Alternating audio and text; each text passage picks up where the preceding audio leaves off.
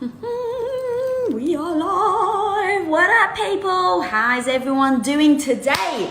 Just sat down, a bit frantic, as always. Get my coffee ready. You guys got your coffee ready? Got your tea? What's your drink of choice? Drop it in. Where you calling from?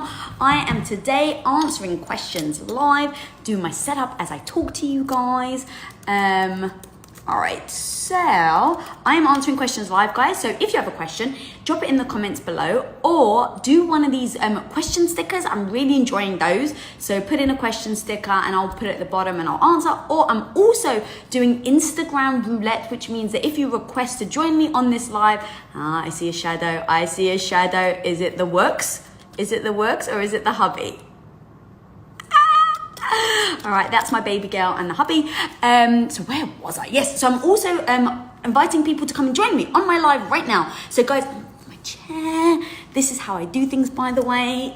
If you ever wonder how I get stuff done, it is being scatty. That is how I get things done. But I just roll with it. So yes, I'm answering questions live. Sticker, request to join me. And let's just start. Let's do some shout outs. Hi from Serbia. What up, Serbia? Waving back at you, Il-Avi1. Don't know how to pronounce that. So do you guys have a question? Oh, I think I have a question already. Thank you for nice quick question. I'm gonna reframe this a little because I'm not liking that framing much. All right, how do you deal with cancel culture if you were wrongly accused? I don't actually know what cancel culture is. Anyone know? Michelle, if you're watching, she kind of is slacking me some of the questions. What is cancel culture? I don't know what that is. But I will talk about how I deal when I'm wrongly accused. So I used to be so defensive. Oh my God, literally someone accused me. I would take it to heart. I would fight and give every reason why they were wrong. And I don't know if people are saying what cancel culture is, so I'm gonna keep taking a look just in case. But yeah, I used to absolutely defend myself and I would get so upset and it's like, so just fight for my rights.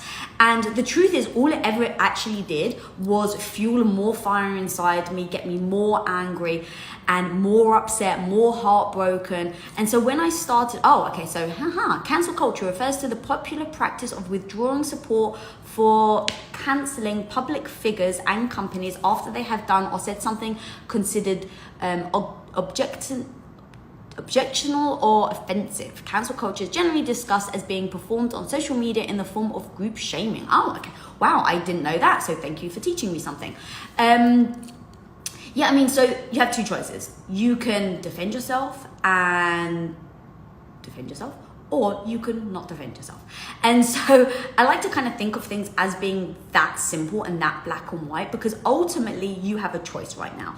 So you can look back and first of all, if this was me, I would identify and say, okay, what did I play any part in what they're accusing me of, right? So if I'm wrongly accused, is there any even possible remote reason why they could be right? Because it is an opportunity right now for you to actually take a look at yourself and go, oh, well, maybe there was something. Maybe I said this word. Maybe this triggered people. I didn't mean to, so you don't feel badly about it, but maybe there's some massive nuggets of gold in this feedback right now. So don't dismiss it.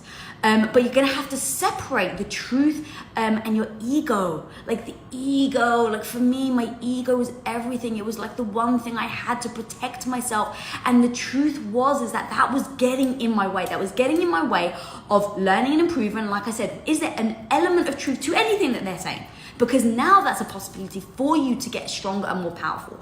So there's that. And then also it's like, if you know to your freaking core that you didn't do anything, that it is, let's say, social media taken it to a whole new level, it has like no truth or merit to it, why do you care? And I really mean that. Like, actually think about why you care. I'm not judging. I'm not saying, why the hell do you care? I'm actually saying, why do you care? What is it about it that makes you care when there are people out there that are so wrong about you? why does it bother you? What is it about it? Because by identifying that, you can maybe then start to unwind things. It's like, oh, well, I thought they're my tribe. Okay, well, feeling rejected from your tribe is tough. So address that. Is it that you put so much of your own self-esteem and your own value in those people, and now you feel like with that ding that your entire self-esteem is now falling apart? Okay, that's amazing, because now you can identify that your self-esteem was fragile, that you were putting your self-esteem and how you feel about yourself on other people. So yes, that is exactly how I would handle it. I would be really framing it to be like, how is this positive? What can I learn from this? What can I take away from it? Lick your wounds. I get it. It freaking sucks sometimes, especially if it really, really, truly is completely false. So for me, I would spend 30 minutes licking my wounds, feeling sorry for myself. But then after that, get the fuck up. Like, I'm sorry. That's just the language I use. But seriously, get the frick up. Don't let these people who are falsely accusing you to hold you back. Boom. All right. So thank you for the questions, guys. Like I said, if you're just joining, put in a question as a sticker or request a joint live. I have no idea who I'm inviting to join me. So if you guys have questions, please be ready. Oh, okay. All right. This is from Jessica Hurley. Jessica Hurley, come on down. Come on down, come on down. Waiting to connect. Hello. Lisa! What's up, Jessica? Oh my God, how are you? Good, homie. How are you? I might put my headset in because I think that might be easier for people. Can you hear me okay? I can hear you perfectly. Okay. Huge fan of Women of Impact. Huge fan of Tom's show as well. I actually met Tom at ClickFunnels and heard the story about you guys that he told. Best story ever. I love everything about it. What story was it? I'm so curious. Just about how like your father didn't really believe in him, and he had to acknowledge and take responsibility for the fact that he hadn't really done anything up until like his adult life, and how much you supported him before he even decided kind of what was for him, and he built Quest and everything else. So I commend you guys, and I love that you share your stories and you bring these people on these shows. But I do have a question for you. Let's do it, homie.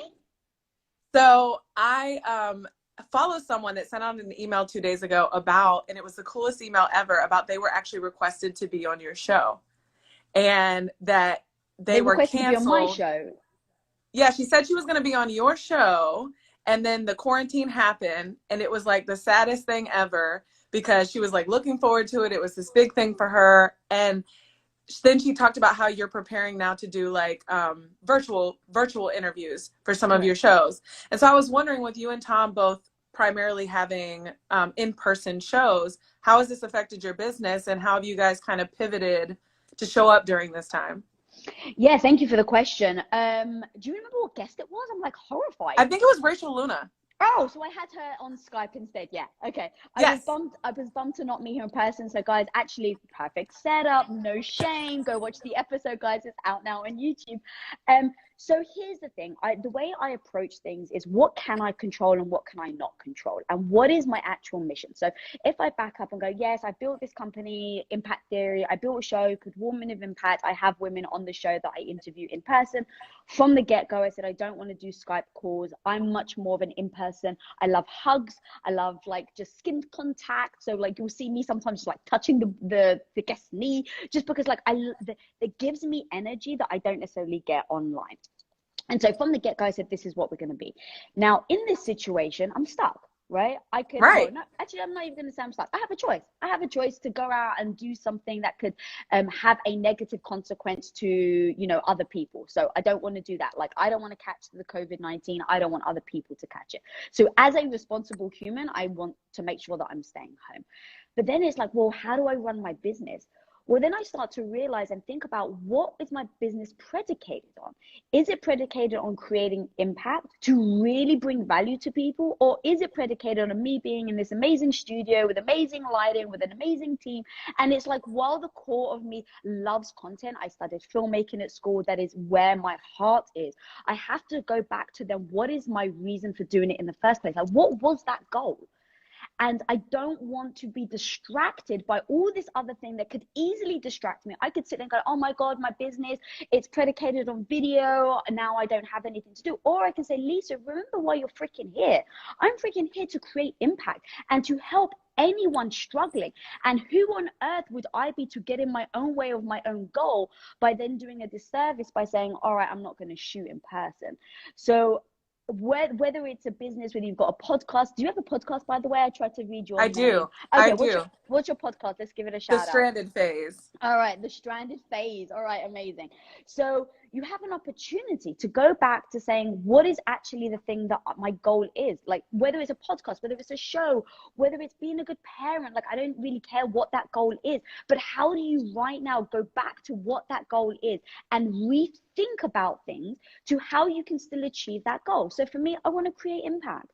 And so now I'm doing more lives. I'm doing video chats instead of in Skype, in person. And it's just like, it is what it is. But I'm focusing on the goal and the impact, not the method in which I deliver it to. I love so much that you guys, I just wanted you to repeat that publicly because I love the way that people are pivoting to create solutions. I think the vision is the same for a lot of us. It's just the path has changed. Mm-hmm. And so it's about pivoting to create solutions for the times that people are in now versus what you were normally doing to create impact. And I think you pivoted so well to create that solution. So I was inspired when I read that email, and I was like, God, I love that she's still showing up, that she's not letting this take her over. She's not letting this take over her show. And people need this now more than ever. YouTube views and podcast numbers have soared because people are home and they're craving positive content. So that's the perfect way for you to continue to show up. I love it. Agreed. Awesome. Thank you so much for the question, sweetie. And keep crushing it. Work hard on that podcast. Super, super excited for you, and keep going. Thank you so much. Have a good day. Take care, sweetie. You too. All right, guys, if you are just joining me, I am taking live questions as a sticker at the bottom, and I'm also just inviting people to come and join me on these lives to ask in-person questions. So let's go with, all right, this is a gut question. I kind of like the gut questions. All right, how did you overcome gut health issues and still found motivation to work out? Thank you. For some reason, guys, I can't read the rest of the question, so I'm just going to say, hope you guys are well. I assume that staying safe. Okay, so how do I deal with gut issues and still find motivation to work out? So the truth was, first of all, I didn't have motivation. I had been running on the treadmill for so many years, counting calories, that was kind of just inbred in me, that no matter how you feel, whether you're weak or whether you're sore, like you just keep jumping on the treadmill. So when my gut health really deteriorated, I couldn't eat. So I wasn't getting the nutrition and the nutrients that I needed in order to show up at the gym. And so in those moments, I just took 3 months off. I had to give myself grace. I had to say, Lisa, now's the time to only focus on one thing, right? There isn't like a phrase or something as like, if you do 10 things, you can't do any of them perfectly well. And that's exactly what I was trying to do. I was still trying to be present at Quest, because when it first started, we were still running Quest. So I was still trying to be there present for my entire team. I was still trying to go to the gym because I really wanted to look good. And I was still trying to actually deliver on, my work and being a good wife and showing up for my husband. And I tried to do everything. Well, no wonder my freaking gut health and my immune system crashed. So I just had to take freaking ownership. And that was the first step. Take ownership that, Lisa, I did this to myself. I know that. With overdoing antibiotics, with having a restrictive diet. But I don't blame myself. I just say, okay, if I did this, then I can unwind it. So if I can unwind it, what are the steps in order to get there? So to work out, for instance, I couldn't see it as like a moment in time, right? It's about a longevity. How can I show up in the gym in a year, in 2 years, in 3 years? And so if that means I have to just say to myself, Lisa, give yourself freaking grace and don't go to the gym for 2-3 months so you can recoup, so that you can actually start to get better. Then shift your focus once you're better into getting motivated again at the gym. So I actually had the opposite. I had to hold back my motivation to go to the gym, because my mind kept saying, but you want to go to the gym, but you want to go to the gym. And so I just had to say, no, Who are you? Who is the person you want to be? And then live in accordance to that. And I didn't want to be that person that was like saying to my husband in 5 years, like, oh, I'm so weak. Why is this always me? Why is it happening? It's been 5 years. It's not my fault. No, fuck that. It is my fault. I can help it. I can control it right now. And that's so exciting. So now going back to how do I find motivation in workout is I had to just give myself grace. Say, right now, Lisa, you do not have motivation. Okay, why do you not have motivation? Don't take this as a dig on you. This is not a personal insult to me that I don't have motivation to go to the gym. It is an explanation of I'm not taking the nutrients in order to fuel my body that has the energy to go to the gym. Cool. How do I get that energy back? Step 1, then step 2, work on your mindset. Then step 3, get your motivation back in the gym. So it is a multiple step process. Do not, under any circumstances, feel bad about not working out if you are focusing on getting your health right, period. So thank you so much for that question. This is something that I battle with every single day, that I have battled with for many years now. And I didn't start off like this. So all of this attitude that you say, that you see me doing and saying, literally, guys, this is where I am now. I didn't start there. So wherever you are right now, give yourself the grace to fall. Give yourself the grace to mess up. Give yourself the grace to go to the gym and then say, shit, I shouldn't have gone to the gym today. Like, give yourself that grace, but make sure that you're learning from it every stage so that eventually, I mean, I've been dealing with this for like 4 or 5 years now. So you can see that it's taken me a long time to get here. So give yourself the grace to mess up, to fall. But I would say shift your mindset right now to focusing on your gut and forget about the workouts right now. All right, hope that helped. So in case you guys are wondering, I am answering questions. I also want to do some shout outs, so let me know where you guys are joining from. I've got shout outs, people from Rwanda, Germany, and Colombia in the house. What's up, people? Okay, I am answering questions live. I'm going to do one more sticker tap, and then I'm going to invite, in fact, let's just bounce back and forward. Why not, eh? Why not? Come on, people. All right, here we go. Aha! Women of impact left. I thought they were about to ask me a question. Women of impact. I want to know what women of impact has to ask me. All right, Gigi, come on down, girl. Or dude, I guess that's very possible. Hi, it's the second time on your live. You remember me? Of course I remember you. Welcome back, my friend. So I started, my life has been crazy in the good way. And now I started to post things online because I want to build a community. And I searched deep inside. That I got angry that everybody, except a few people, and I met one of my mentors, selling courses online, taking advantage of the fact that people are desperate. So I'm like, I want to do that for free and make something on the other hand and make money out of it. But I was talking to someone and they said, you need to find your target audience, but I don't have that in mind. Like, I know the story of you guys helping people that were in prisons with the teardrop tattoos, like all the crazy stories, and it shows that human potential is actually limitless. All you need is someone to see you. It's not like Tom thought that's the guy that we want to hire or that's the guy that we want to impact. So again, it's the mind idea of you need to find a target group. And I'm like, I don't care what the background is. I just want to help them. So who specifically do you want to help? Sorry, go ahead with your question and then I'll. For me, it's people who think, who are brought up, because in my opinion, I want to break the circuit. If you come from an abusive background, you're going to abuse your child. That's what's happening. If you come from a family that abuses alcohol, you're going to, so I want to break that circle. Okay. I mean, even around me, I look at friends that have kids and they are doing the same thing over and over. So for me, that's what I want. I want to break that circle. I also want to start the podcast and things like that, like impact people by storytelling. But I just want to offer a chance to people that no one else gives a chance, the one that we put on the side.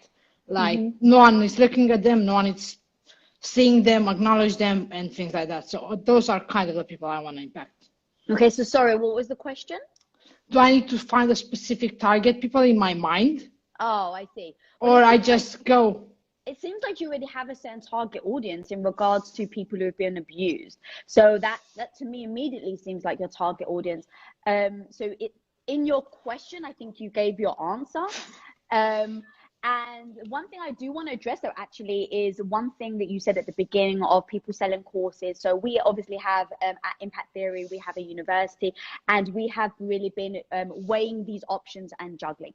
And so there's a few things I actually want to say on that. One, there's absolutely no harm and no shame in wealth creation. I think we need to stop saying that how can people ask for money, because they still have to live too, right? So all these people who are selling, they've still got their freaking bills. They've probably got kids, a family that they have to support. So I don't think we should be shaming people that have a course that they're selling. Now, are they extending themselves to help other people? That's up to them. I have no expectations. I don't think people have to do anything. I don't think people have to give things for free. That's their prerogative. And if someone wants to spend the money on that course, that is also their prerogative. So I don't think that there's a lot of content. Now, look, my business, I have a lot of avenues on where I can make potential money. So if I stopped my course, it wouldn't make or break me. But there are people right now who, if they stopped selling their course, they would be in the same situation. They would be out of money. So why would we judge them for doing the same thing? Like, I think that that's a little contradictory.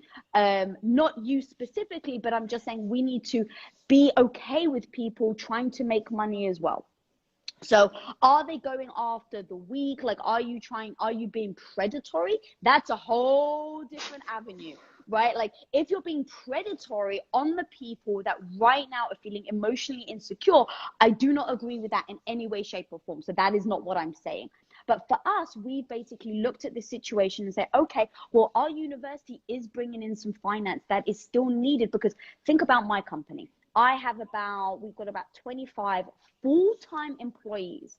I don't want to let anyone go. Like, Tom and I have sat down and said, we do not want to let anyone go under any reason, but we have to be bringing money in, because there's that knock-on effect. But I think my team is like my family. They've got to support their family. They've got a mortgage. So I would feel like it's a personal failure if I had to let them go. And in order not to let them go, I have to look at my P&L. I have to look at my finances. So I want to that is super important for me to have said out loud. But like I said, we have looked at our courses and said, okay, how do we give it to the people for free? So we've opened up our courses for anyone that is in the medical field, anyone on the front line. We've just given it for free to the rest of the year. So there's I think there's wonderful ways to do it. So for you, I wouldn't even say you should do everything for free. I would say you've probably got bills to pay. You've probably, you need to put food in your mouth. So where is that avenue of being able to monetize, but also being able to give massive value without charging? I don't charge for any of my YouTube videos. I'm still putting them out every single week. So what are the things that you can do that where maybe you can give for free, really create impact, go after the people that you said you want to affect, but then also think about monetization? Because if we are stuck here for another 1, 2, 3 months, how are you going to pay your bills? And that's super freaking important to think about, with no judgment or shame on yourself. Yeah, I see that's you putting nodding, things no, that's putting things into perspective. Like, you always need to listen to other people. You can't you need a holistic approach. And also, I want to address something, because you have a massive platform. So basically, if you look at the news, there are a lot of people that are trapped with their abuser, and you and Tom have a huge platform. And if you can help like these people to reach out with a code word or something, so people can help them, I just want to raise that. Yeah, can you actually, I want to make sure that I get to other questions, but actually this is a very important topic. My brother actually sent me an article very recently about the fact that people right now are, and they've been in abusive relationships, but they haven't necessarily had to endure 24 hours a day, 7 days a week with them. They have found escapism in other things, and it didn't even dawn on me. And he sent me this article, and he's like, this is a real issue where women are now trapped with their abuser. So it's like, man, this is something I don't have that experience, but it is something that I couldn't even imagine. So is there anything actually that like, is there websites that you may know of right now that my audience can go to if they're in that situation? Yeah, there are a couple, because I reached, I think, 200 influencers on Instagram, sent them a message, and some of them came back, and they're helping with this. So What I'm gonna go websites back and send you a message, DM you the website, because I don't know it by heart. All right, but cool. there are Yeah, a couple, if and you some can, art, and yeah. if you can DM me certain websites and certain pages that are really addressing this, I will then on my next live, Women of Impact, while you're watching, make sure that I do this, please. I will absolutely help share and support that, because it was something I didn't even occur to me. And God, like right now, I totally hear you. People in those situations need as much support as we possibly can. So thank you for bringing that to attention to that, hon.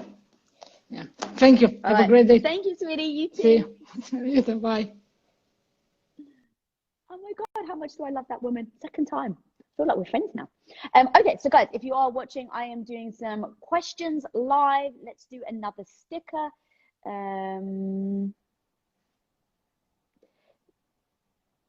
All right, so this person really wants their question answered, so I'm going to answer it. Now, the only problem, if anyone knows like more about Instagram than I do, can you let me know how to read the rest of the sticker question? This actually all fits on, but sometimes it's got dot and I can't actually read the rest. So anyway, if you know better but don't do better, how would you overcome that? Ooh. I am very, very honest and open about my inadequacies. So, but I have learned over time to not beat myself up when I identify those inadequacies, because I always use, and I think you guys have heard this many times now, especially if you follow my husband, but it's like using the word yet. So if you know better, but don't do better, in that moment, right, you got choice. I used to beat myself up. I used to get really annoyed with myself, frustrated. Come on, Lisa, you know better. What the hell? And it's like, that would just make me feel worse about myself, because I'm like, you failed. You know, are you a failure now because you knew you should have done better, Lisa, but you didn't? Okay, where does that mindset get you? Nowhere. Did it ever, I'm going to scoot closer because I'm really feeling this. Did it ever get anybody anywhere but beating themselves up and making themselves feel shitty about it? Maybe some people, but not me. So I started to realize, okay, beating myself up over it doesn't help, but not acknowledging it also doesn't help. So how can I, Lisa, me, how can I get better at it, knowing how I work? Okay, so I know beating myself up doesn't work. I know that ignoring it doesn't help me improve. So I just look at my inadequacies and say, okay, what could I have done differently? In hindsight, don't beat yourself up. But hey, Lisa, let's play a game. What could I have done differently?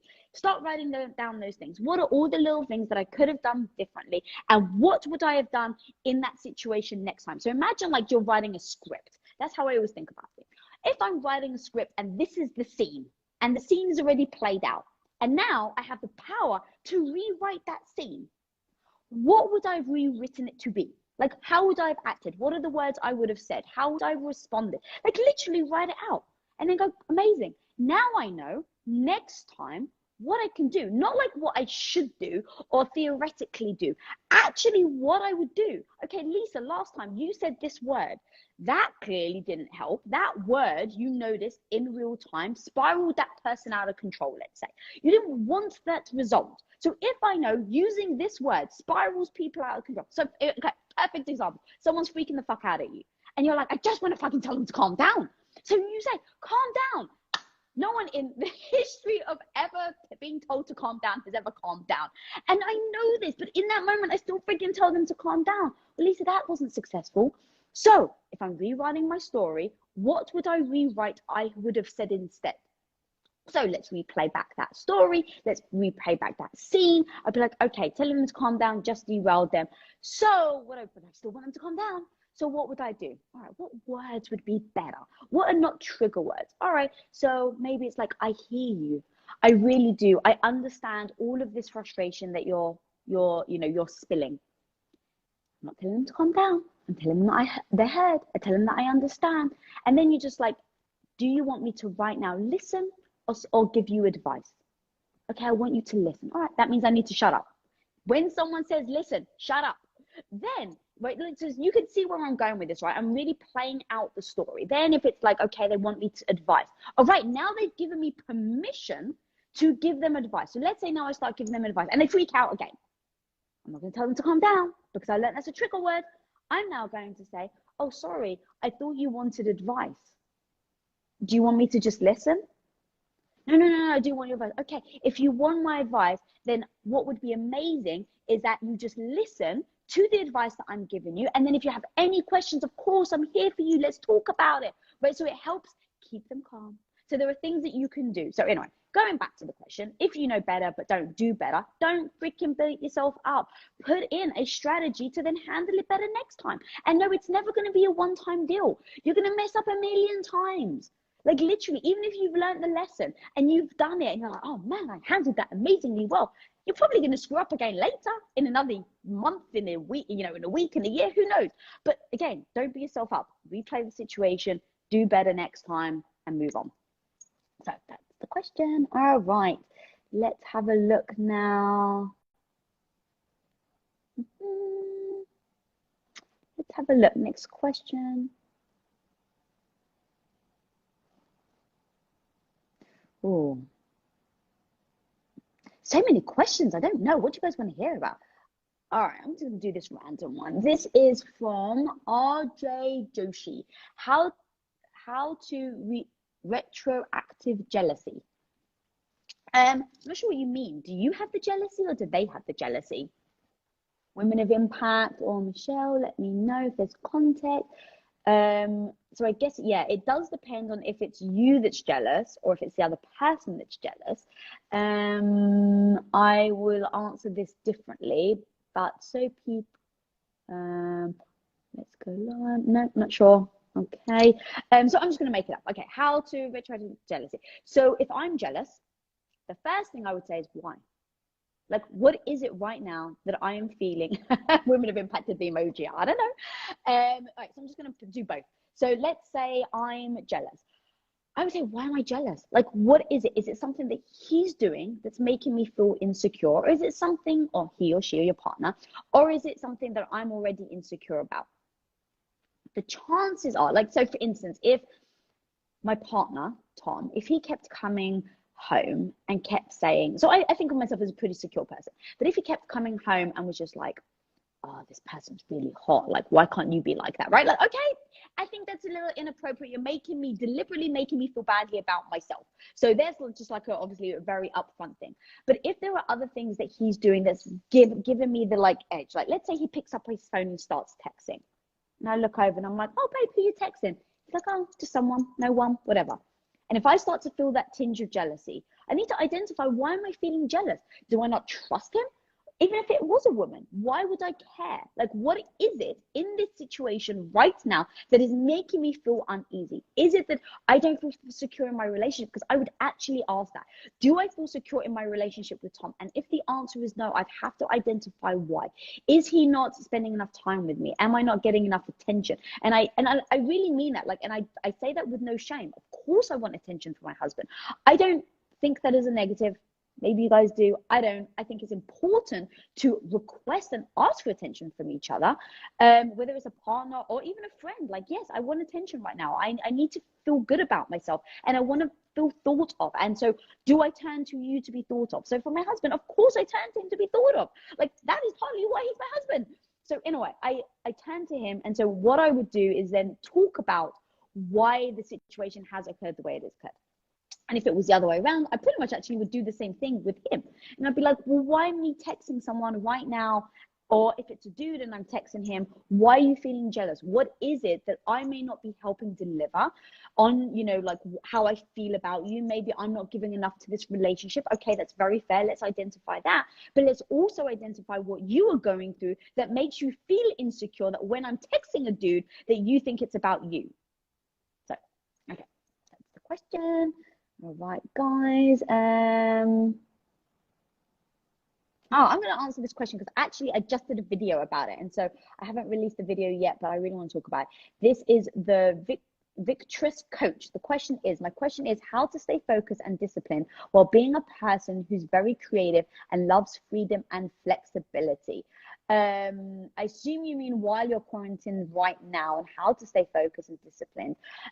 So I literally yesterday did a video because I was trying to focus and I find it very easy to be distracted. And so what are the things, and this isn't going to be a usual answer that you're going to get from people, guys, and I'm just going to give the really freaking authentic, what does Lisa Bilyeu do at things like this. So number one, I wear clothes. This is true. I think about what clothes I'm going to wear that make me feel a certain way. Repeat that. So for instance, yesterday I was working, I really had to focus on the graphic novel. We're creating a graphic novel for females. Actually, my husband will kill me if I call it a graphic novel. It's called a tankabon, and we're actually going to be putting them online and creating things of empowering women, which is why another reason I'm surrounded by female superheroes. So okay, so I wear something that makes me feel like a female badass. Like I actually put on ninja pants and a Japanese sweater that had like this punching image because I was going to focus on this, to be creative on this graphic novel. So I wanted to embody the feeling. So I chose clothes. So guys, right now, what are you wearing? Like actually look down. What are you wearing? How is it making you feel? Okay, notice and acknowledge that that is a part of just an everyday act that you can control. So when I can't control the world around me, I can't control whether I can leave the house, I look at the things that I can control and embody how I feel. So secondly, I actually mentioned it. All these things behind me, guys, I'm going to show you guys a few things. Like, so that right there, if you see, I'm pointing, that little yelling character right there is actually Hello Kitty's angry sister. Called oh god, I've forgotten her name now. Oh my god, I'm so distracted now. Furusuko. Oh shit, I can't remember the name. Anyway, character right there, because I like the fun, aggression, like I just embody it. So I have surrounded myself with that. So guys, right now, as you're watching this, what is surrounding you? What is around you? Is it things that are distracting, or is it things that allow you to focus on things you actually want to focus? And the last thing that I gave, I'm just giving away my whole video content right now that I'm about to post in a week or so. But the other one is you have to ignore things that normally are distracting. So I actually use the example of laundry. So laundry, I freaking hate doing laundry. I don't like it. I think it's a complete waste of my time. I could be way more productive in doing other things and creating impact than just having clean clothes. But at some point we need underwear, or do we? That is the question. If you're about to do something creative, but you're like, oh, but I need to do the laundry, I need to wash my plates, I need to like clean my dishes. And I grew up, guys, in a family that is literally OCD on cleaning dishes. Like literally my sister, my brother, they all, like we were brought up, as soon as you eat, clean dishes. But that is a choice.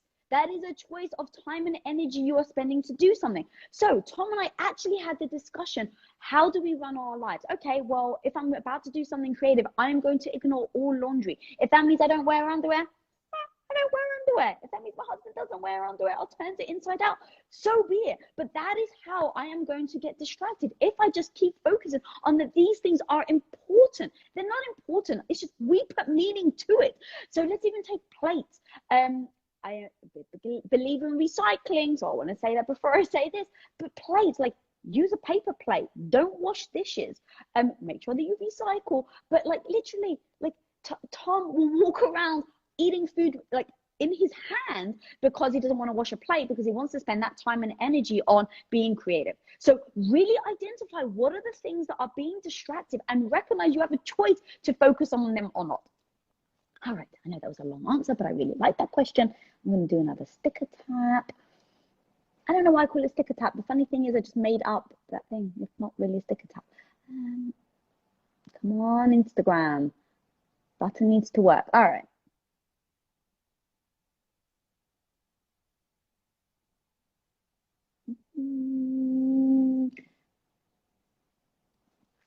All right. How do I approach someone about getting together without them feeling freaked out? No, men typically getting together without them feeling freaked out. Do you mean during the coronavirus? Because you probably shouldn't be meeting people now. So I'm not quite sure. I'm sorry. I don't know why. Do we have any guidelines on how to see the rest of the question? Because I'm only getting half of it. So I don't know if we can give context to that. I'm sorry, I can't read that. So guys, if you can put right now, because I'm just tech not tech savvy. Leave your question quite short, so that I can read the whole thing. All right, here we go. Let's do this. How do you let go of things your partner did in the past, cheating on X?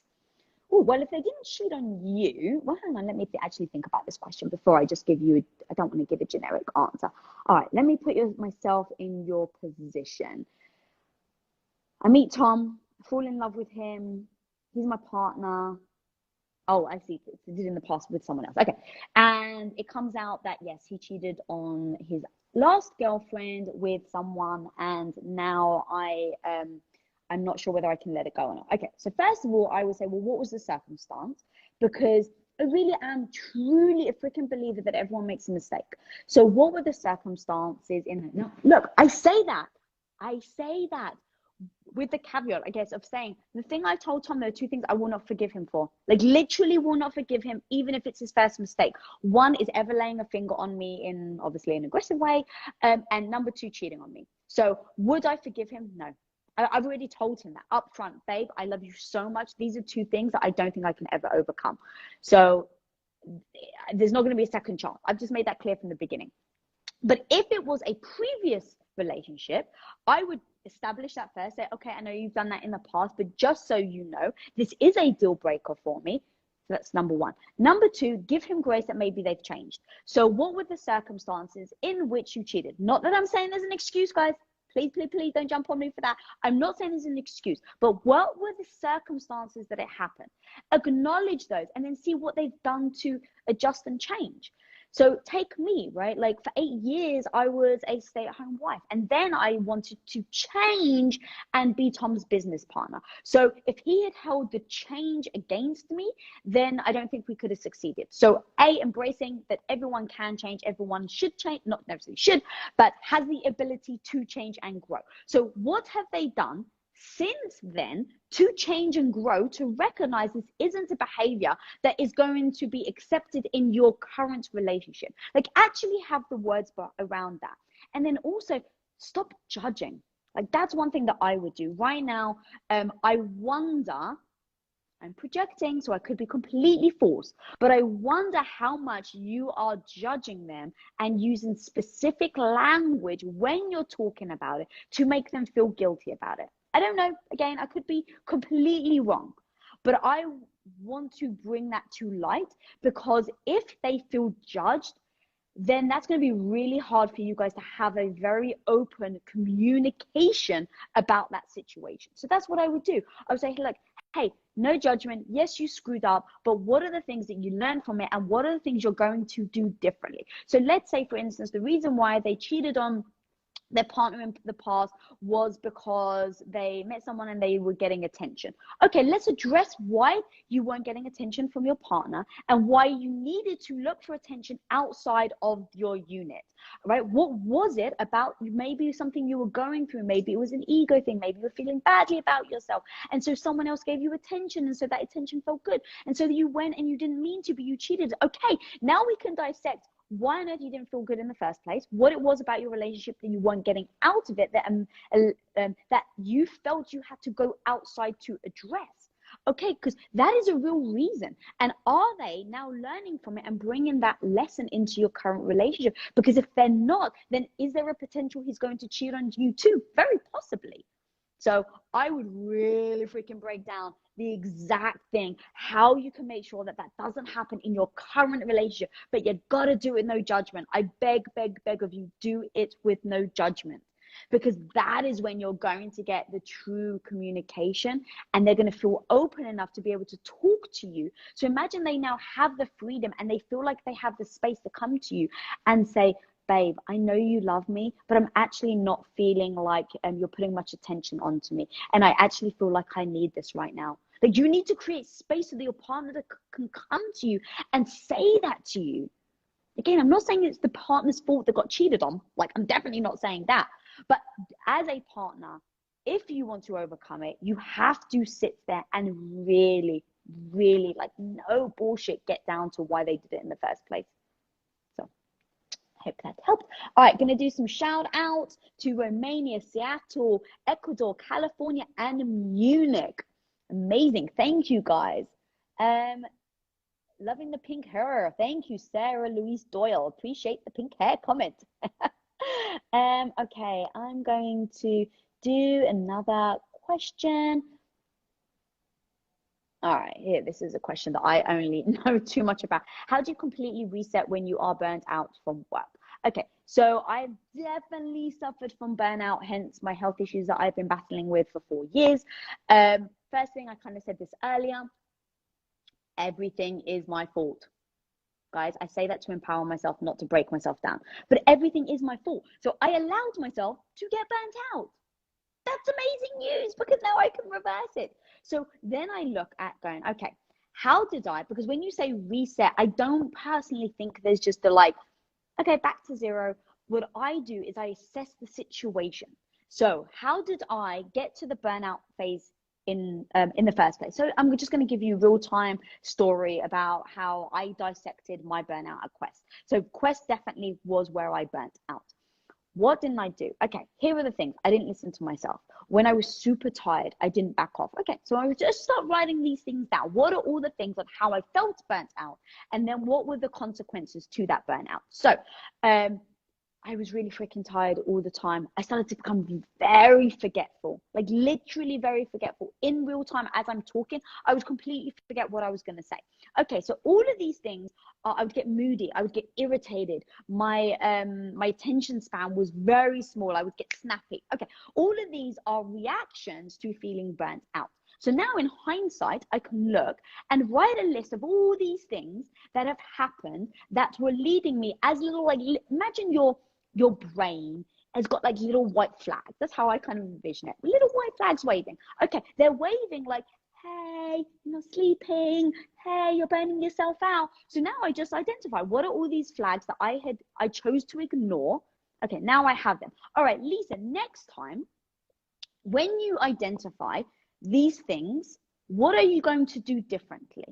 So setting, because this is kind of how I reset, because you have to identify the burnout in the first place in order to work backwards. So, okay, I wasn't listening to my body. So when I wasn't sleeping, I wasn't making sure that I would get more sleep. And that led to me being irritable. Okay, cool. Because when I'm irritable, Lisa, maybe you need more sleep. So let me try and get more sleep and see how that then affects me. So I really do back off. And like, I have a pull of like, what do you mean you only put in 10 hours of work today? Like, come on. Like, that's how I would like actually beat myself up.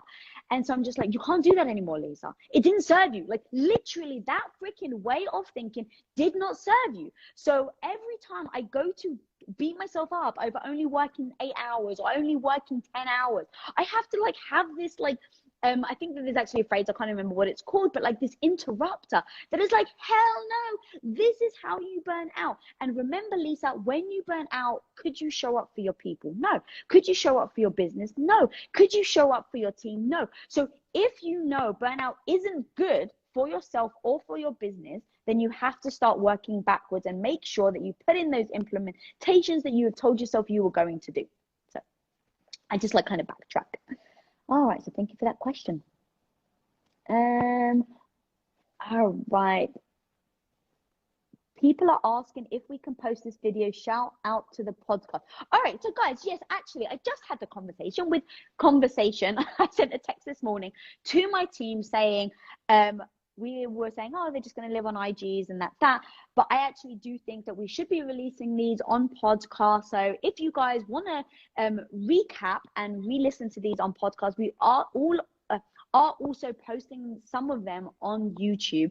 And so what we're thinking about doing is cutting these into clips. So I really do appreciate any feedback you guys have actually on how we should use this content. It's very, very difficult for me on this side of things to know how I am impacting people and if this is bringing value and if we should be sharing it.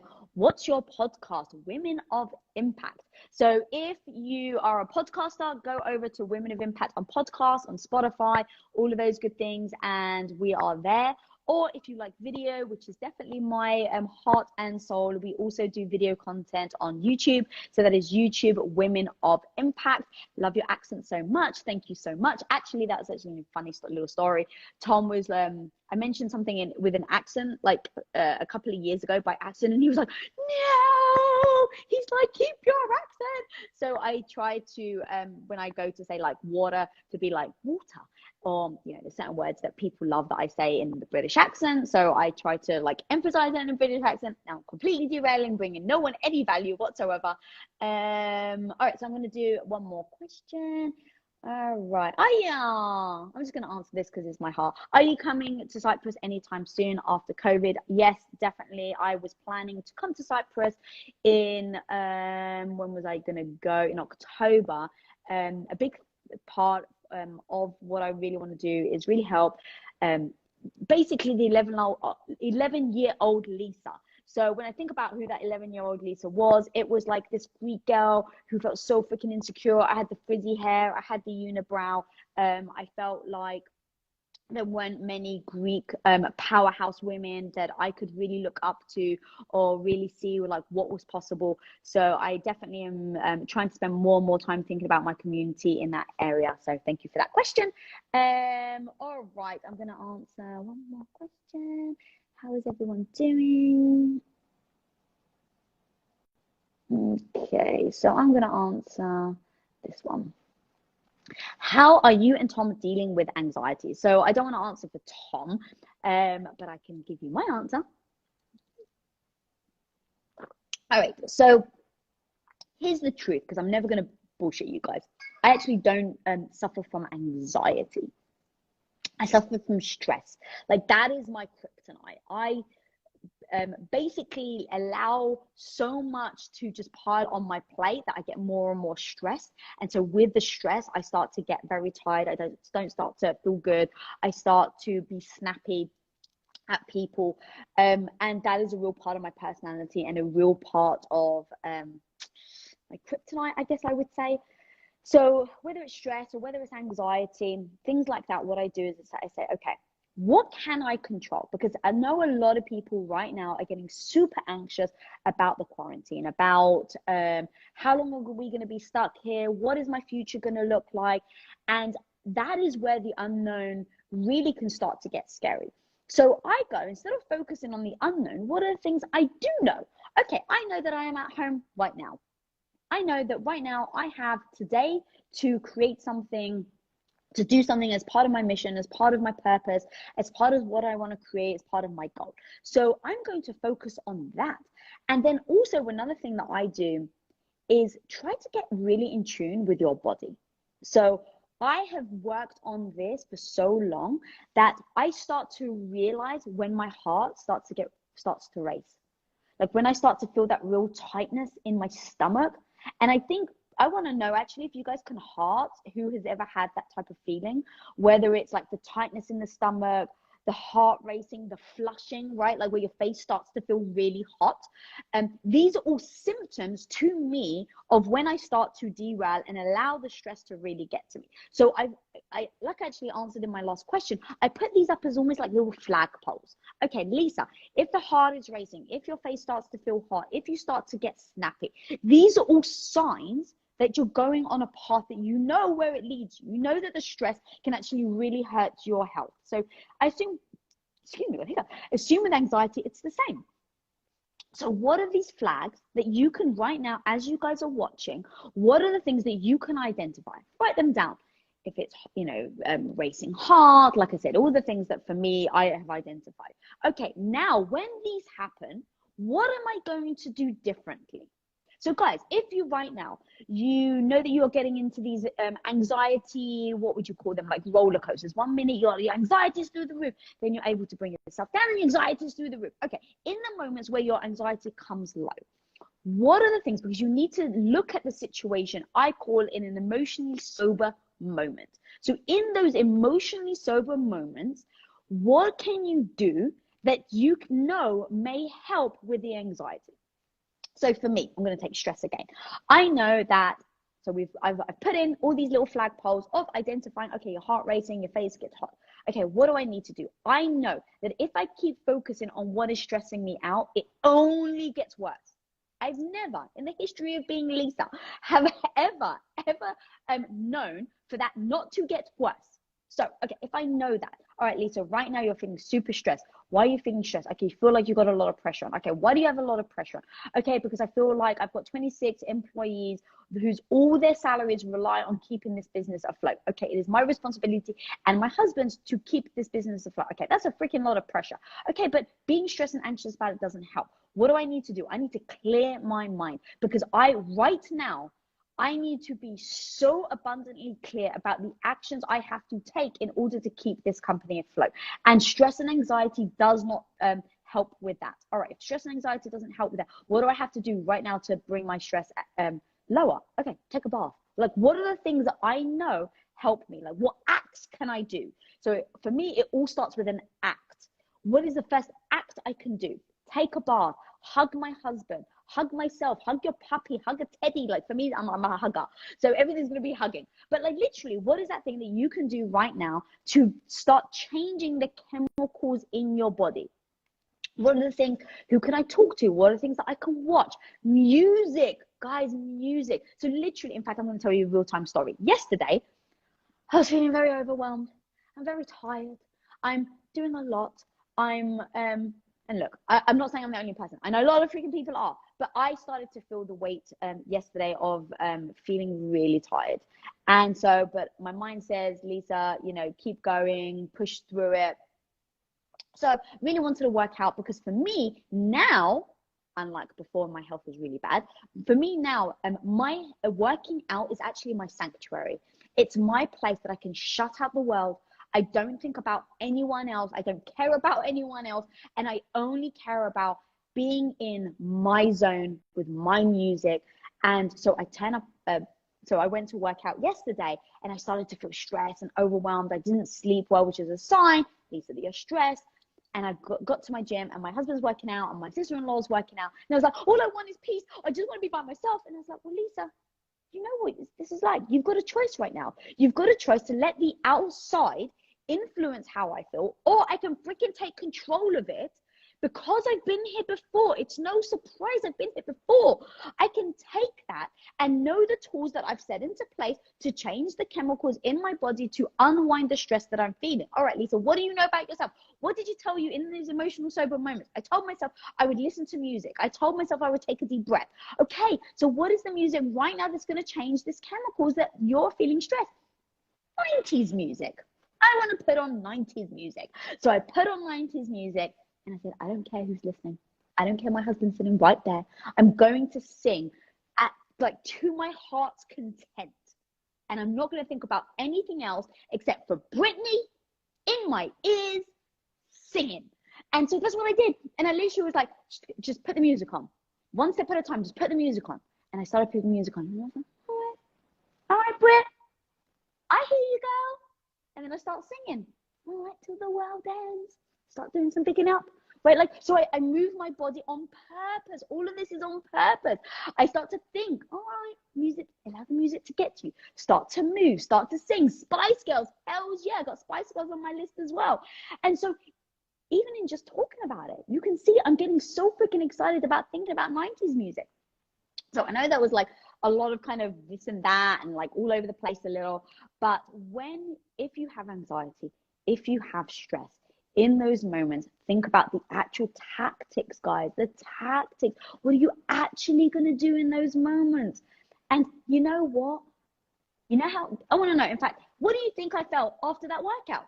After listening to Britney, after like just letting her seep into my mind and my body, I felt amazing. So with anxiety, know what you can control, know what you can't control. Put in actual steps, actual things that you're actually going to do when you start to feel those flag poles, you know, showing the little flags. Like, what are you going to do? Like, everything is, for me at least, a plan. Because once I have a plan in place, I then don't worry about getting stressed, if that makes sense. Because I actually know people get stressed about worrying about being stressed, or people get anxiety because they're worried about getting anxiety. So what I do is I go, okay, but now I don't have to worry, because if I've already put a plan of action in place, when it happens, I don't have to stress about it because I've actually got a instruction manual, if you will, to go back to. All right, guys. Whew. That was a long one. Sorry. Hope that it was, hope you can take some concise tactics and tips from that. Thank you so much for joining me, guys. I really, really, really, really love spending this time connecting with you guys. Please, please do keep the questions coming. I'm going to be doing lives every single week. Next week, oh, so in fact, tomorrow, I've got my girl Roxy. We're going to be talking about female badassery. So come and join, ask some questions. We're going to be taking questions live there. Then on Monday, I'm going to be doing a live with none other than my friend Trent Shelton in the house. I freaking love that man. He has like the most amazing soul. Anyway, so that's going to be on Monday. So keep joining me, keep asking the questions. I want to know how I can provide value. That is definitely my motivation. So when I wake up feeling stressed that I've got a lot on my plate, I definitely reframe my mind into, okay, but you're helping people, you're really creating impact. So people are asking what time. Typically, I try to keep it consistent at 10 a.m. On Pacific Standard Time, but I also check out my IG stories because I do make sure that I put down some countdowns. Someone says, how did you become so insightful? The reason why I'm actually reading that question